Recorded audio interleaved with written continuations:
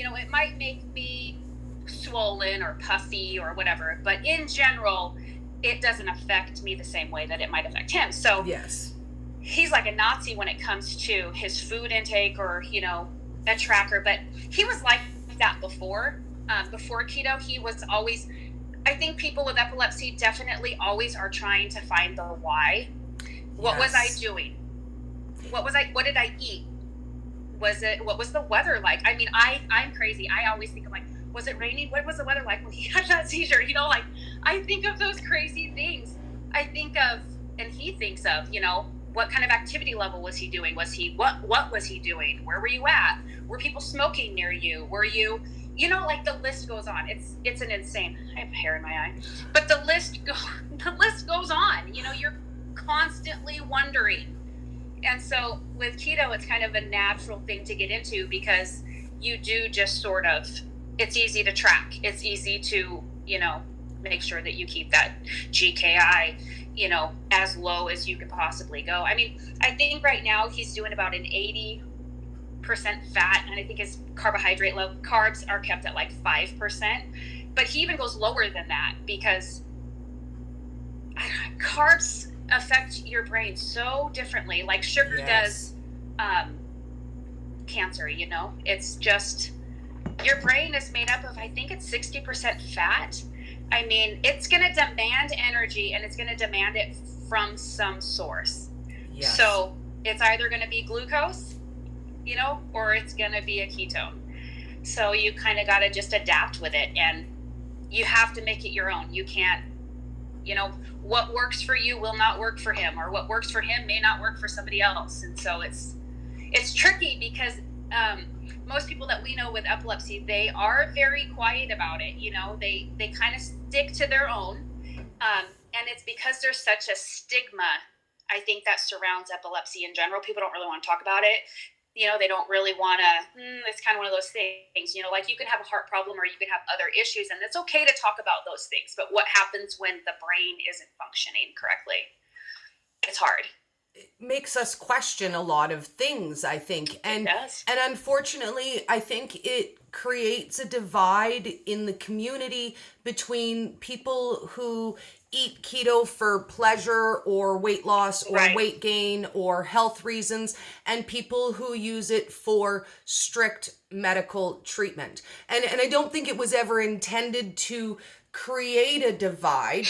And I think somewhere right in the middle is where the keto police are, which is kind of why it makes it feel like it's policing, right? Yes. Right. And I think maybe the answer to that is look to your own plate, right? Everybody needs to look to your own plate, make your own decisions, and realize that, my keto isn't your keto, isn't their keto, and everybody kind of does a different way and for different reasons, right?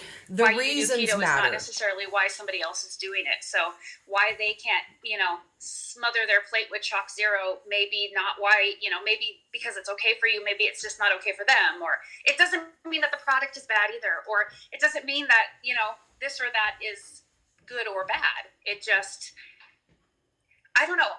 Did you notice when you started keto how once you eliminated a lot of the garbage that was in your diet, how you started, and your body started to adjust to a ketogenic way, that you started realizing what foods affected you poorly. Oh, yes, it was girl. So much easier, right? Like, well, because I was sick all the time before. Dairy, like different things. Like, you really did realize, wow, I never realized it before because I had so much garbage going in that I couldn't even pay attention to what it was that was actually making me feel bad. So, yes, I also discovered, sadly, you can create a food aversion, or maybe perhaps pick one that you didn't know existed. Right.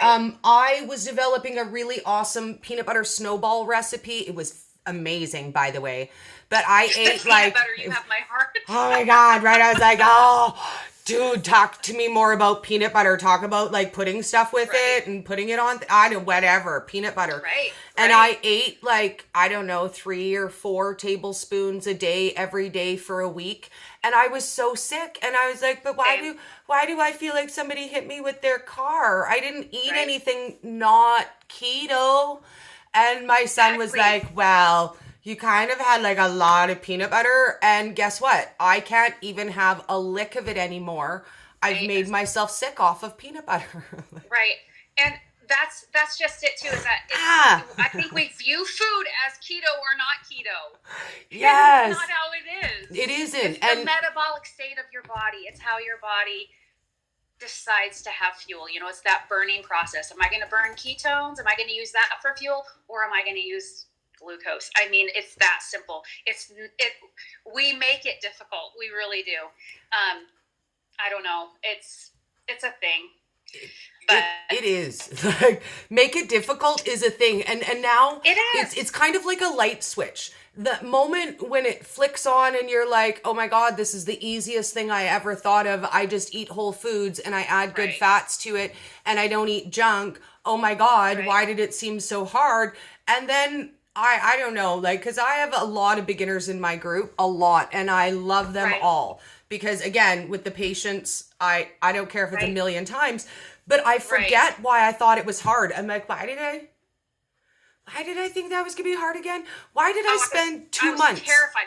We actually first found out about keto like 15 years ago from a neurologist. It wasn't called keto back then. No. It was just, he was telling us, you know, because he was having breakthrough seizures in meds. They were kind of trying different things. And he's like, yeah, they're doing some research on a high-fat diet and, you know, whatever. And we kind of were like, this guy's nuts. Like, he does not know what he's talking about. But he didn't have any information to give us.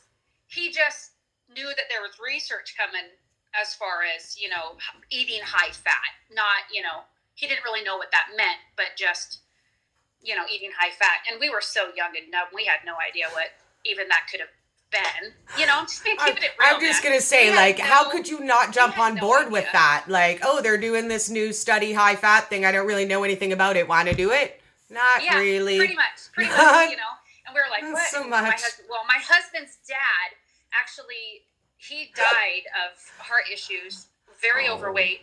I mean, he was the epitome of eating, you know, McDonald's breakfast, lunch, and dinner. He had a horrible diet. And so back in that time, that was our mind frame of what eating a high-fat diet would look like. And we were like, you know, my husband was like, I'm not going to end up like my dad. I mean, his dad died when he was, I think, 23 years old. So it was like, no, I don't want to end up like that. So, and there was just no research that we knew or even how to look something like that up. And then just as the years progressed, and for us, I would say about 3 years ago, maybe 3.5 years ago, Justin's health took a turn for the worse, where his seizures were completely, like, they were out of control. And he had been taking so many different meds and trying so many different things. And usually they would work for such a short period of time, and then the breakthrough seizures would start to happen again. And then it was just like, okay, where do I go from there? Some of the drugs were just simply so bad because of the side effects that they had, like Keppra, that worst drug ever. I mean, he was literally sitting in our living room hallucinating, talking to somebody who wasn't even there. And so they actually put that on his allergic list. Oh, yes, I'm allergic to that. I break out in crazy. Yeah, exactly. I was like, oh my gosh. And I was so terrified. I mean, He was an officer. Like, it was bad. It was bad. I was like, oh my gosh, like, what are we going to do? Like, how is this going to work out? And so he's gone on this roller coaster ride basically for the last 15 years. But like I said, the last like 3.5 has been bad because there's been no control. So that's when I really started looking into the ketogenic diet, like looking at, it was always in the back of my mind hearing Dr. Powell say low or high fat diet, this whatever, high fat diet of whatever. And I kept thinking, what is high fat diet? And I don't know, like sometimes you hear little nuggets of information that you don't know what to do with them, but they just kind of stick Dig. around in your mind. Dig, dig, dig. Yes. And so that's what I was doing. I was constantly thinking of, I wonder what he was talking about, and then I started looking up this stuff, and then I heard, because now we're further in time, I'm thinking it's called this ketogenic diet, and I'm like, So I start reading these studies about children with epilepsy and how Yes. intractable epilepsy for children. These studies have been shown that it's working great to help. That's like, it's funny because it's like their last resort ditch effort is this ketogenic diet. They've tried all these other medications, they've had all these other things going on, but yet their last ditch effort is, okay, I guess we're going to try this ketogenic diet. Right? Because that should probably be like your kids, first step, right? It's really been proven to come around. And I think it's because, and this is just strictly me, okay? Not a doctor. I love it. But I didn't even play one on TV. In children's brains are still developing. Yes. And that's my mindset of it, is that their brain is still developing. And the more and more seizures you have and the older that you get, the more damage is done to your brain. Yes. So I do think that somehow that has to correlate. There is something there. Everybody's story on epilepsy is different. Everybody has it for who knows why. And, some people have it from injury. Some people have it they don't know.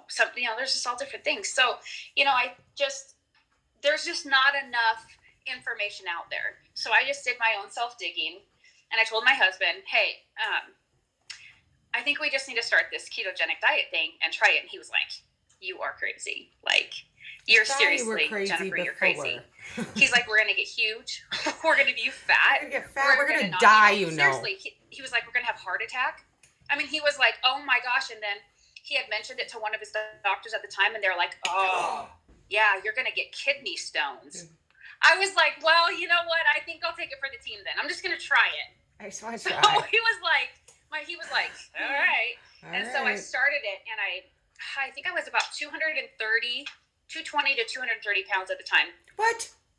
For real. I was about 200. Yeah, for real. I dropped so fast. So I started it, and literally people were like, what the heck did you do? Like, how did you lose weight? And here I am literally putting butter in my coffee. I even sneak pats of butter just to eat them. And they're like, how did you lose weight? Are you sick? Is there something wrong? Dropped it fast. And so he was like, well, maybe. So he did. And then he started doing keto. Started off just doing your basic keto diet. We really didn't understand much about what therapeutic ketosis was, understanding what that really meant as far as, how to help your brain with that. So we just kind of played around with it. He dropped 40 pounds in 2 months, 50 pounds in 2 months. Don't you hate him just a little for that? I'm just going to pause here and be like, love you, kind of hate your face just a little. Why do men lose weight so fast? He did. He dropped weight so fast. But now we struggle with, his biggest struggle is to try to gain weight back. Yes. Because we do keep that carbohydrate level so low that it's I don't know, it's kind of a science. And I know, people have reached out to me and said, hey, I can help you out, whatever, let me know. And I'm just like, no, I'm okay right now. I'm good. But it is a science. There is difficulty to it, but I don't know. But back to epilepsy. So I don't know, 3.5 years ago, now we are on ketosis. We've been doing it. It definitely took him off his heart medication. So that's another perk besides the weight loss. He got taken off of his heart medication about 6 months ago. Nice. And that is pretty cool for somebody eating fat all day. Right? Because you're going to die probably. What's that? You're going to die probably. So, eat more fat. Yeah, exactly. Just eat it. You'll be okay. Trust me. You'll be fine. But the therapeutic ketosis is hard for me to talk about with epilepsy because I have had people, since I've posted about my husband, I have had people that have asked me like, well, are you doing ketosis right? Are you doing this? And, people want to, people like to, people don't want to think that you're saying that it doesn't work. Well, and you're not saying it doesn't work. A lot of things work for a lot of people. But that's like saying, if you believe in Jesus enough, he will cure your epilepsy. If you just pray every day, Jesus will heal your brain. And you know what? I love Jesus. But you know what? Maybe he can't heal a brain. And maybe just doing keto exactly right isn't enough either. Maybe it's just your journey. I mean, I don't know. I think that I'm a lot more of an empathetic person now than I think I ever was before.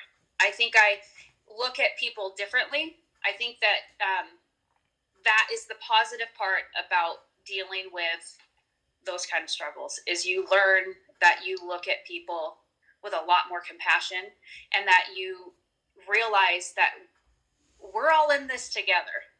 Yes. No matter how much you want to slice and dice it, we are. It's just the way that it is. So if I've learned anything throughout this, it is that, it actually has increased my faith more, because I have realized that no, with all of the ugly that is out there, God really is good, So I don't know. I'm over that, looking at things in a bad way, in that negative way, because it's really not going to get me anywhere but a bad attitude, and then I'm going to wallow in it, and I hate wallowing. It's embarrassing.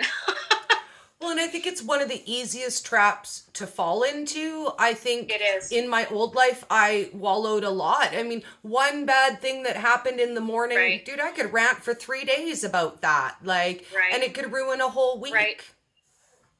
I agree. But so I don't know.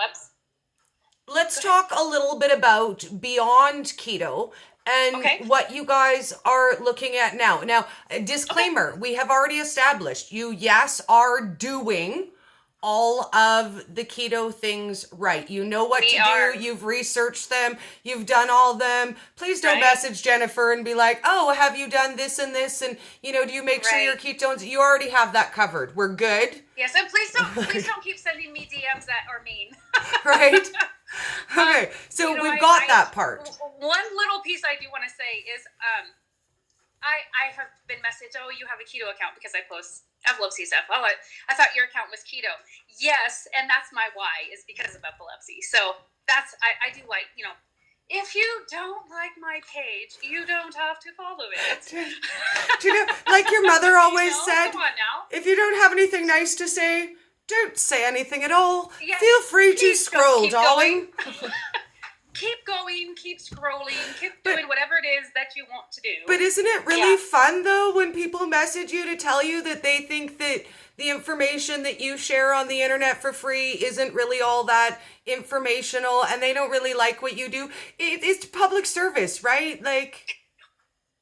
And I don't care, because you know what I really care about is I care about there might be one person that might see my struggle on there, and that might help them through their day. I don't know.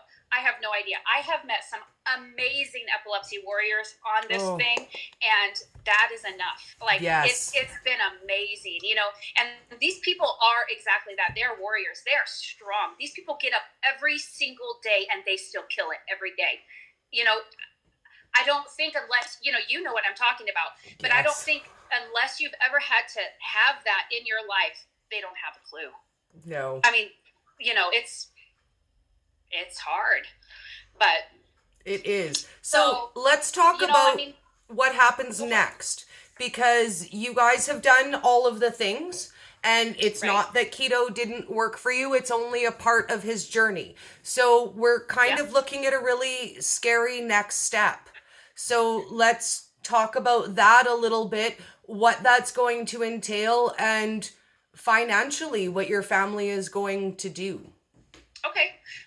So I do want to stress that his tonic-clonic seizures have been reduced through keto. So, I mean, that is a positive too. Yes. But He does not have control. And so we, with his doctors, have decided that we've done a lot of VEEGs. His last VEEG that he had, basically the neurosurgeon wants to be completely sure that what's going on in his brain is specifically where they think that it's coming from. And so we've done a couple of VEEGs, and they both have given great data. They know exactly where the seizures are coming from. He's got sclerosis on his hippocampus, and that really seems to be, that's his trigger area, his left temporal lobe. So they want to go in and they want to remove, in theory, what they want to do is be able to go into his temporal lobe, remove his left hippocampus and his omeglottin, or whatever you pronounce it. Okay. In theory, that best case scenario, that's really what they want to do. So we go in on the 4th and the 5th, and he'll have his next set of a functional MRI and a regular MRI, and then the WADA test. And what that does is basically they go in through your femoral artery for the WADA. They drive it all the way up, and they put one side of your brain to sleep, and then they start to ask you questions. And then they move it, and then they go to the other side, and they put that side of your brain to sleep, and then they start to ask you questions, because your hippocampus is your memory storage. So you and I can talk right now because of our hippocampus. We can say, oh, I'd like a cup of coffee, because that's where that memory is stored. And so they just have to make sure that as far as the mapping of the brain is concerned, that side of his brain isn't holding valuable data. So yes, we will get done with that on the 5th. If that comes out to where they say, well, here's the problem. There's some memory that we can't get rid of over here. So then they'll have to do a different procedure, which is a laser procedure, which they will go in and they will remove specific parts of the hippocampus and that temporal lobe. More specific than just being able to go in and do a resection and just remove it. So that's where we're at right now. I do like that they know the difference. I feel like I'm watching a sci-fi movie when you're describing it, and right now I'm thinking of catalog of thoughts and memories, and I'm thinking, oh God, what if it comes down to, we can heal your brain, but you're not going to remember anything from the age of 10 to 25, or we can heal you, but dude, you might not remember the last 30 years. So that's kind of a scary thought. It is a scary thought. The whole thing is scary. I have a friend on here named Wendy, and her son a few months ago had the same surgery. And I think they must have put him through, 3 sets of that testing. This will be my husband's second set. They'll be satisfied with what they have after this. Okay. But it's because a surgeon, our surgeon, and obviously hers as well, will not do you an injustice as to wipe your slate clean. They just won't do it. That's a pretty big deal. The idea is to increase your quality of life. It's not to, we don't want you in not being able to function as a human being. The thing is that you can't function. So we want you to be able to function and to be able to, I couldn't imagine if he had his driver's license and could drive to work, or, those things are crazy. Those are the simple little things that you take for granted. Yes. Yeah. Just that personal space of being able to, hey, honey, kiss you goodbye in the morning, you go your way, he goes his. In the evening, if he's running late, he's running late. But even just the stress of having to be the only driver in a household where it's not like it's just you and him, and you live a quiet, solitary life either, right? You're responsible for everybody's transportation, to from organize. Well, and also, there's the whole notion of being able to be alone with your own child. Being able to, I don't know what that looks like. I couldn't imagine if I wasn't able to be alone with my child like that. If I, you don't just have to have somebody, watch your child, but you kind of have to have, somebody watching you, or making sure that, it's really hard for me to explain it because it's just the way that we've lived. I mean, it's just how you adapt to it. But that's what I guess that's my biggest stress point, is that I want people to understand not what it looks like for him, but I want you to imagine it as in if it was you. Like, if that was you, if you couldn't be left alone with your child, if your spouse had to go somewhere, that you couldn't be left alone with them, or if you're at work and you have a seizure, which he does, I mean, those are all hard things to deal with in life, that it's so much more than just having seizures. It's just it changes your whole life. And I think that people who aren't touched by it just don't understand. And I think that part of the way to heal that divide is for people to talk about it. But it's hard. Too. It's uncomfortable. And I know that a lot of people feel like their routine is so far off.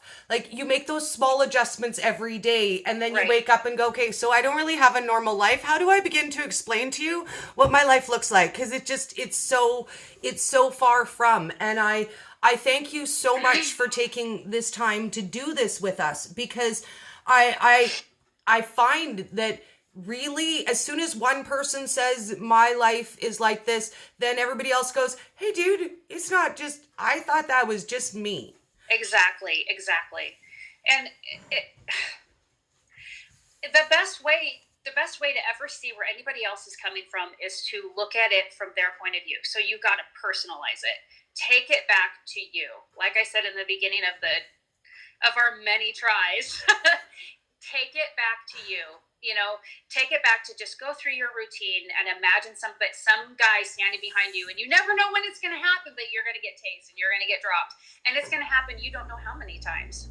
And it doesn't matter what you're doing. It doesn't matter where you're at. It doesn't matter how important it is. There's a good piece of advice right there, or a good piece of knowledge. It does not care what class of a person you come from.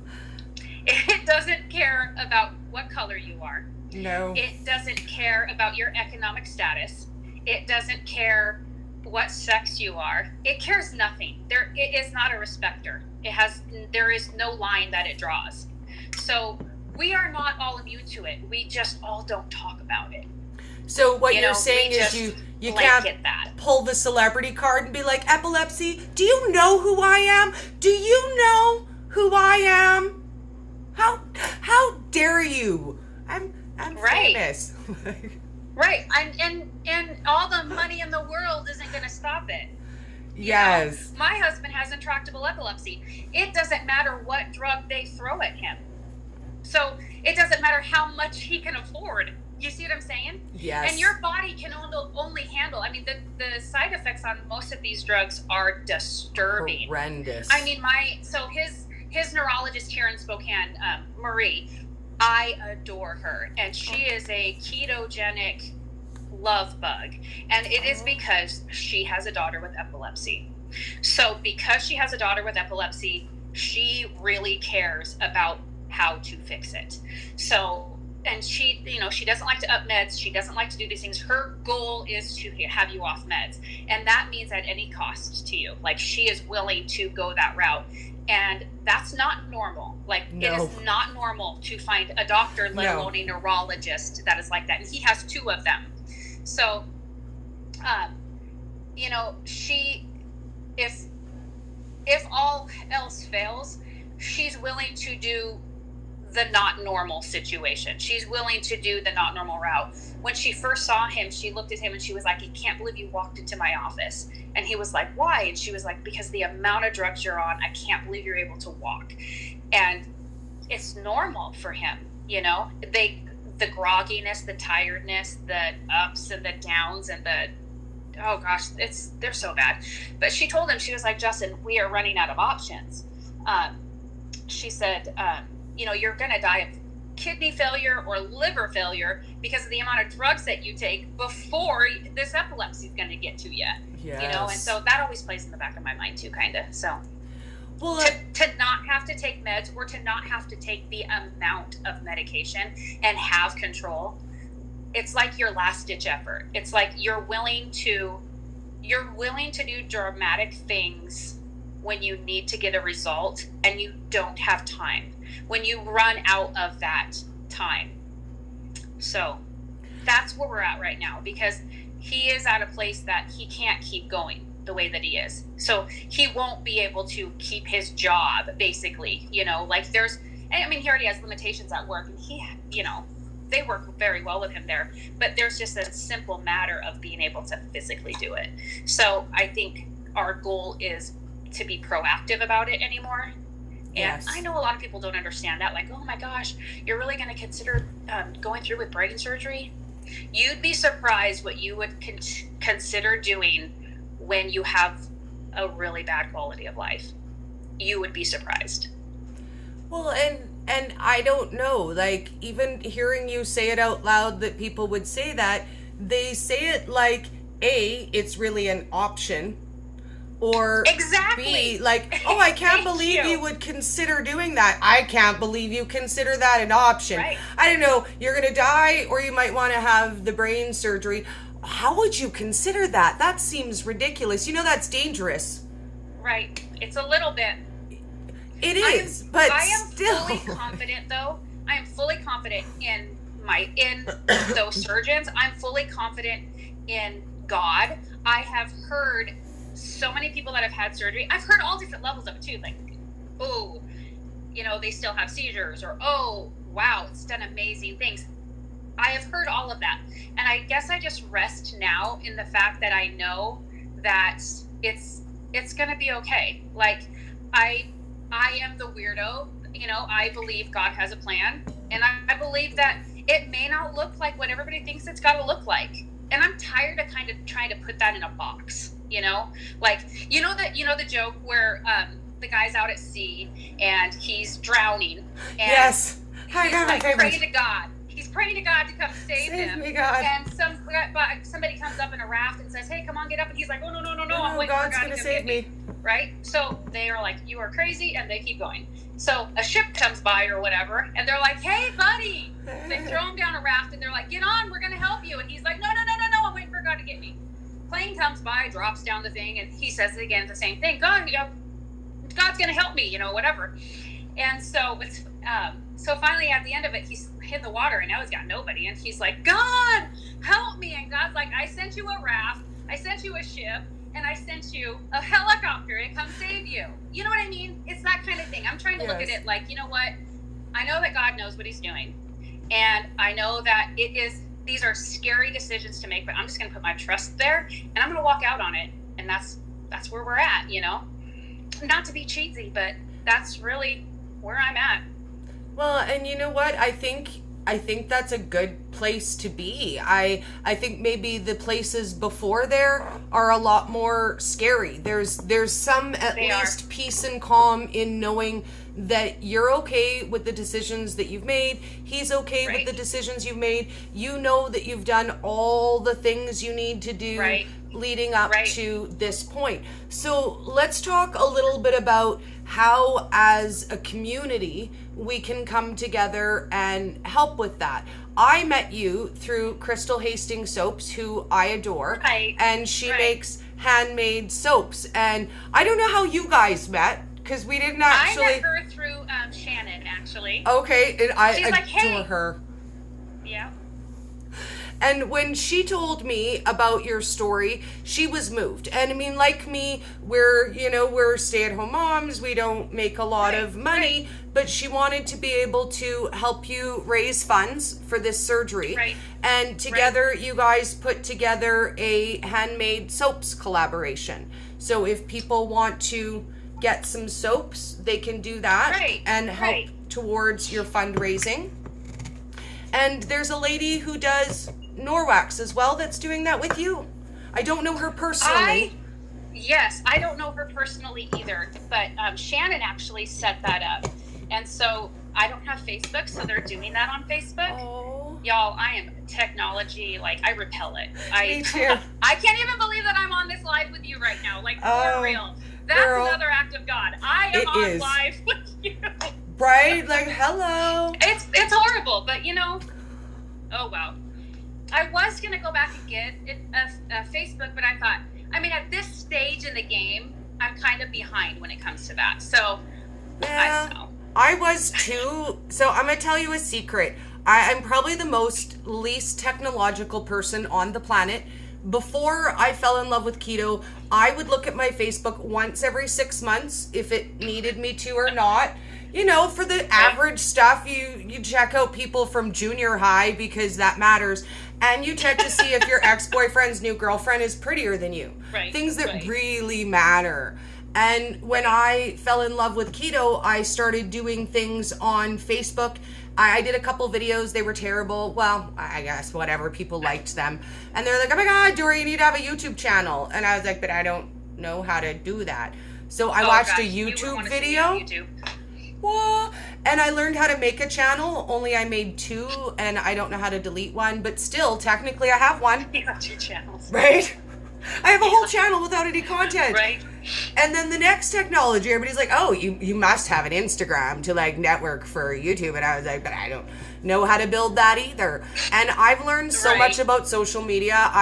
I don't know. I trust me, I'm still no wizard, but I'm like, dude, I did it. If my lame old lady ass did it, like, I'm just saying. Oh, I've got like, 41-year-old brain syndrome, like nobody's business. They're like, what do you do? I'm like, my excuse to people is I'm 40. I'm like, old. I don't know what else to say. Right? I don't know.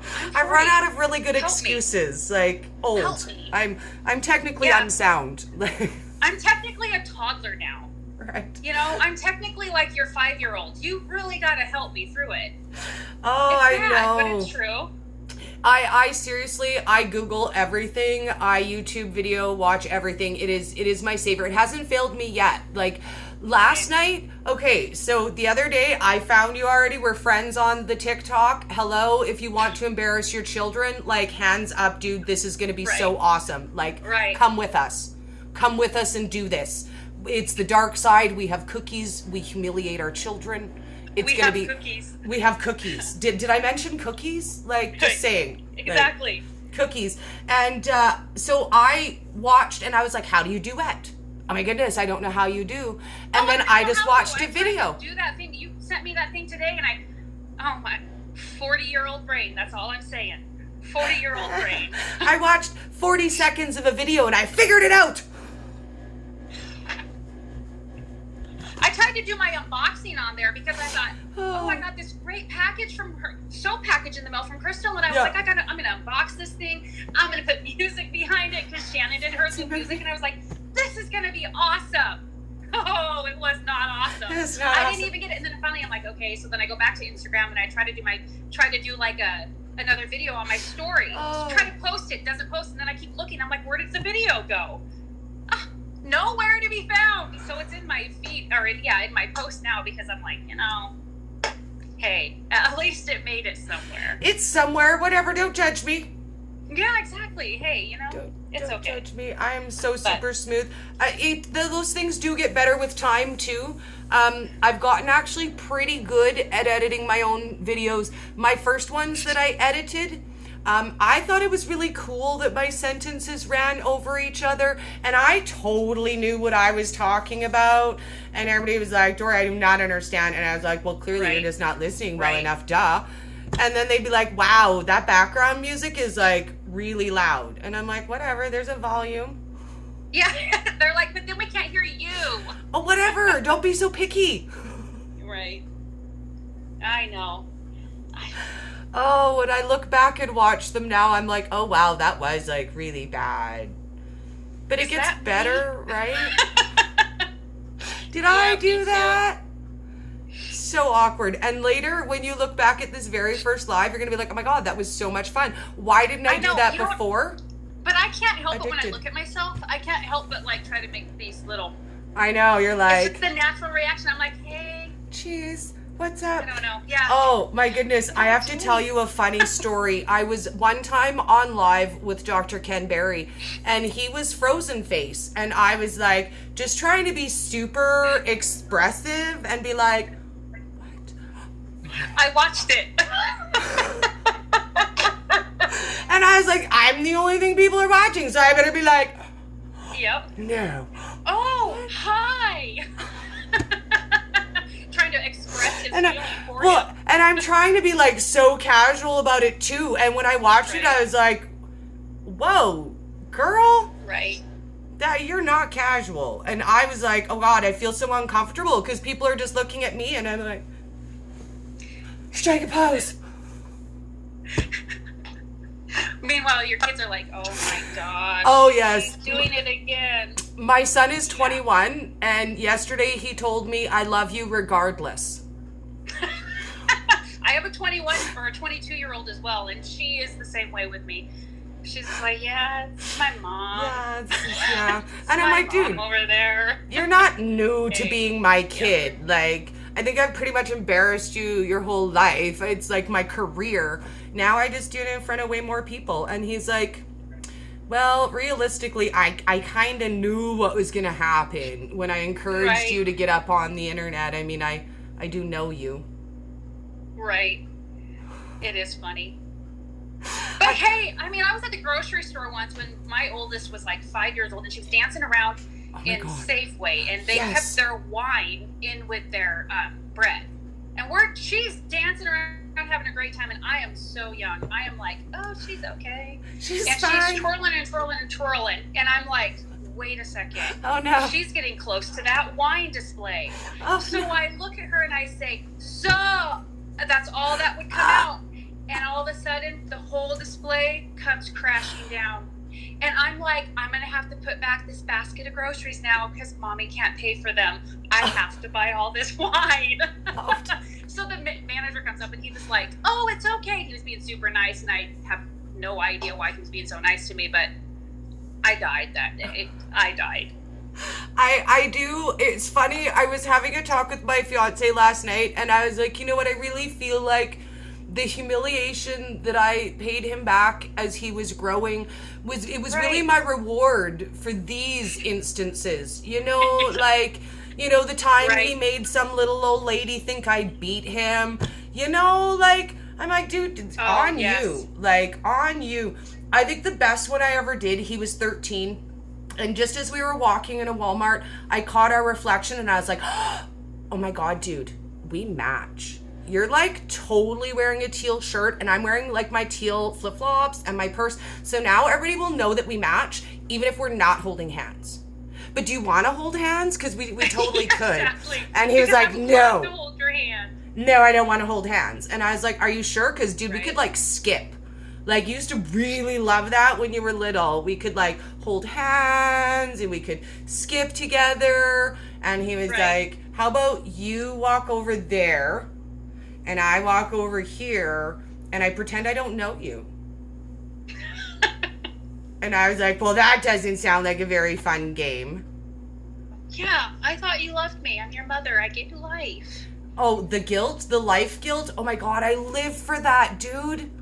And the labor guilt? My daughter always tells me, ever since she was little, like, she used to always, like, call out to me in weird ways. And her number one way, and she still does it, she's like, Mother who birthed me, where are you? And I'm like, Mother who birthed me. Stop. And then one day she had, they were talking about dads in daycare. Yeah. And she was like, she's 5. This is the same 22-year-old, or no, she was in kindergarten. And she says, they were talking about their dads. And she was like, I have 4 dads. And I was like, like the teacher says to me, oh, Zoe, we had a fun day with Zoe today. And I was like, oh, great. Whenever somebody says something with that child, I'm like, paralyzes me. So she said, we had a fun day with Zoe. So we were talking about dads, and Zoe informed us that she had 4 of them. And I was like, oh God, no wonder everybody's looking at me the way that they're looking at me. And I was like, what do you mean she has 4 dads? I didn't know anything about 4 dads. So she insisted on letting them all know that she has 4 dads. Her real dad, her papa, her Uncle Danny, and God, her heavenly Father. Oh, instantly, I was like relieved because she at least gave an explanation for it. But could you imagine if she just said, I have 4 dads? My mommy has 4 boyfriends. Thanks. Yeah, 4. Thank you.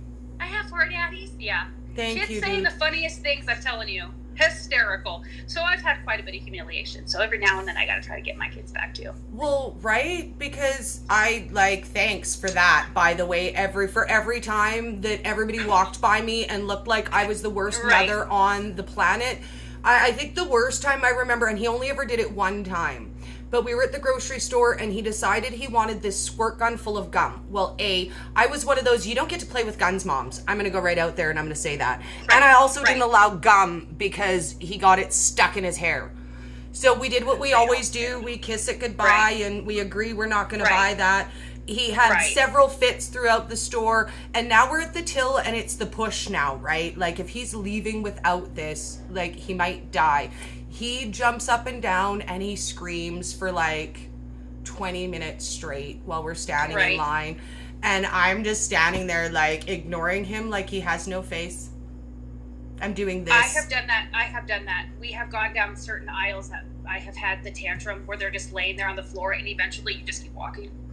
You're like, but I'm also the parent that would actually leave the grocery store. Like if it got out of control, I was the one that left her cart, picked up her kid, and we walked out. Sorry, you don't get that privilege anymore. You're bad. I am not playing like that. No way. And everybody just looks at you like you're horrid. And the one lady next to me, bless her soul, she leans in really close and she goes, "Girl, you are doing so good. Don't you give up right now." And I was like, we need that kind of support. I looked at her and I was like, "Girl, you think a mess, but girl, you're doing all right. You are doing good." I was like, "There is no give up in me. I am so mad right now." Yeah. Like, dude, I will ignore him until he dies right now. Exactly. You're done. You're not even here right now. You don't even exist. I don't know why everybody's looking at me like that. The kid. Yeah. What is he doing? I was telling my fiance a story and I was actually kind of shocked by the lady because I was joking. But we're standing I'm at Zeller's. My kid is doing what kids do. He's jumping up and down to make the door open. Right. It doesn't really matter that I told him, 10 times he's going to hurt himself. He falls down, he skins his chin, he starts to cry. What did mommy tell you? Mommy told you don't do that. I turned to the little old lady next to me, joking, and I say, "Oh, the worst thing about this age is everybody thinks you beat your kids." And that old lady did not skip a beat. And she goes, "Yeah, I thought that when I saw you, but I've heard the conversation you had with him and I'm pretty sure you don't." And I was like, dude, I was kidding. Right. Like, I would have died. I've been like, what? No. No. I don't hurt him. I was kidding. Like, he does all that stupidity to himself. Like, well, that's because everybody gets offended over everything anymore, Oh. I don't know. Please, the offended police. When did that happen? Like, I don't know when that happened, but it's a real thing. It's a real thing. And you know what? I'm going to tell you things like, man, okay, so my son he's dark-skinned. I'm not. And we were standing in line. Oh, right? How does that even happen? It's white. mystifying, right? Like, you're white and he's not. I don't even know. We're standing in line in the grocery store and this guy is standing behind us and it's 5:00 in the evening. So I don't know if he's already drunk for the day or if he's like drunk for the night before, but you can smell the alcohol on him. Right. And he leans into me and he goes, "Did you adopt him like that?" And I was like, "No, dude, he was purple when I adopted him, but slowly his color is changing."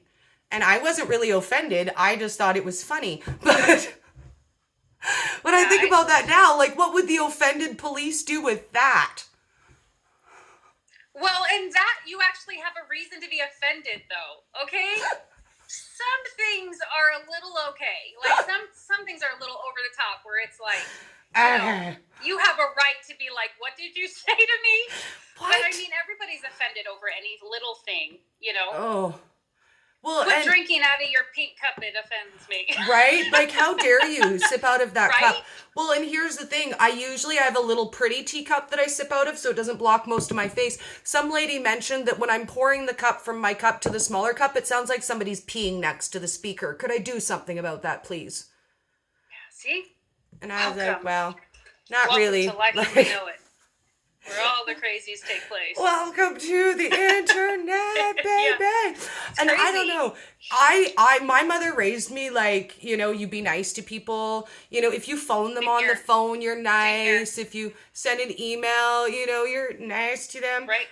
When did the internet become like magical land where there's no real people or real feelings and you can just like, I don't know, behave? It's because you can hide behind it. So, Lord of the Flies. Because my parents raised me the same way. Like we're talking old school over here. Like I don't care who you are, what you believe, what you don't believe, but you will treat everybody with respect. Yes. Damn it. Period. End of or discussion. Else. Like it was not tolerated in my house. Yeah. There wasn't even a what happens if, because you were too afraid to like what happens if. I'll just do that, thank you. Absolutely. But your parents could be better parents, I think, maybe a little while ago. Do you know what? Bit more say. I feel like it ended when other people's parents were no longer allowed to give kids trouble. Because I knew when I was growing up, like I certainly didn't go anywhere around my house and misbehave because somebody's mama was going to take me by the ear and walk me home and tell my mom what I did. Same. I remember we used to ride around on bikes in our neighborhood and, everybody's mama knew who everybody was. And it would be like, they would all call you out. In fact, the common rule back when I was a kid was be back in the yard before nightfall. So before that sun goes down, you better be back. And if you were out there doing anything wrong, you better believe that your daddy was standing out there and he was hollering your name and everybody else's mama or daddy knew it. And they were telling you, you better get your butt home. Your daddy's waiting for you, you know. Better get they're home. not really kind of like that anymore. So no. We gotta stick together. Well, and some of us, I think, raised our kids that way. Like, man, if I was calling my kid on the step, his rule was you need to be within earshot, and you're lucky I'm loud. Like, if I call for you and you can't hear me, if I gotta call you more than 2 times, dude, you're in trouble. Right. Like, I would stand on the step and I'd be Isaac, and I would hear back, I'm coming, mama. I'm on my way. Right. Well, and I don't think that, it's hard to have time anymore. We all live such busy lives too.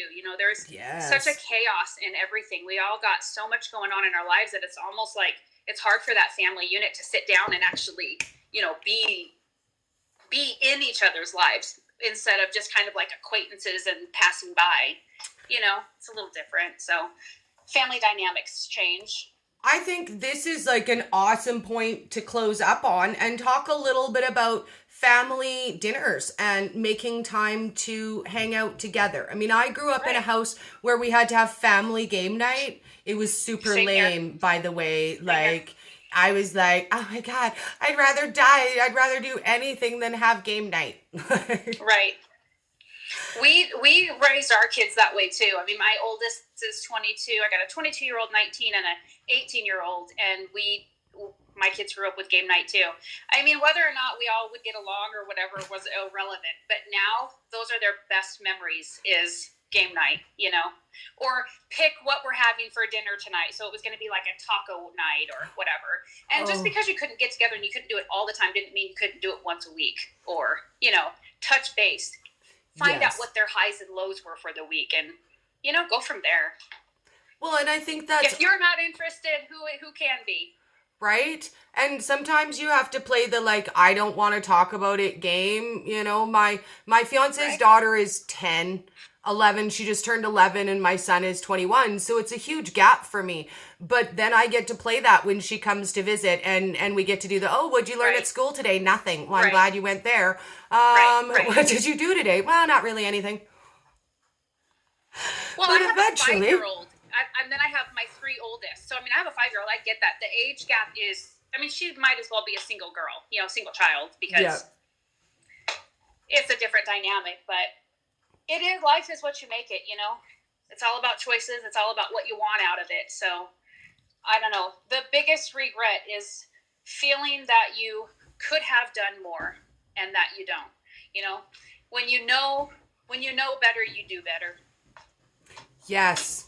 I think that's literally like the best point to leave on because until you know, you don't know. And I think that's where a lot of the judging starts and ends. If you know something that I don't know, then that makes you feel superior to me because you have a knowledge that I've not yet gained. It doesn't mean I won't eventually gain it. You know what, in a year we Right. might have the exact same amount of knowledge. But Exactly. I feel like this label of expertise, like everybody's like, "Oh my god, I've been doing keto for 3 weeks. I'm an expert now and I could like totally tell you how to tweak Yeah. your keto, like no Right. offense, but you're doing it wrong." Right. Right. It's crazy. I mean, it's just like that with everything. I mean, you really have to research something, and you learn it by the way you live it. You know, Yes. you learn it by your experiences through it. It's not cut and dry, but nothing's really cut and dry. I mean, you know, I don't know, epilepsy, all of those things. It's a learning curve, and because they don't have the funding and they don't have the awareness, especially with like the ketogenic community, it's getting there, but it's not anywhere where it needs to be. People, because it's, you know, like our doctors literally ask us questions. Like they literally, hey, what do because it's so new, they don't have data to go back to.